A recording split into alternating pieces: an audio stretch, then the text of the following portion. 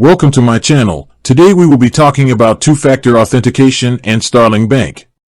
Starling Bank, like many modern financial institutions, uses multiple layers of security to protect its customers' accounts.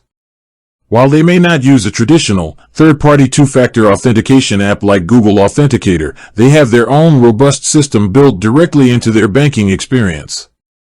Their security features include biometric identification, such as fingerprint or facial recognition, to log into the app on your device.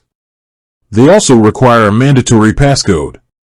When you set up your account on a new device, Starling Bank uses a verification process, which often involves a short video of yourself to ensure it's really you.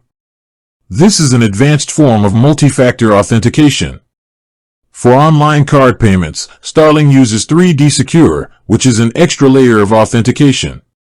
This often involves a push notification to your phone, prompting you to approve the transaction directly in the app. This is another example of a multi-factor authentication process that ties your online spending to your phone, which acts as the second factor. In summary, while they don't rely on a separate authenticator app, Starling Bank's security is built on a multi-layered approach that includes biometric logins, a mandatory passcode, and in-app approvals for transactions. This provides a strong level of security to keep your money safe. With that being said, thank you for watching. For more finance videos, kindly check my page. Please like, share, comment, and subscribe to my channel. Thank you.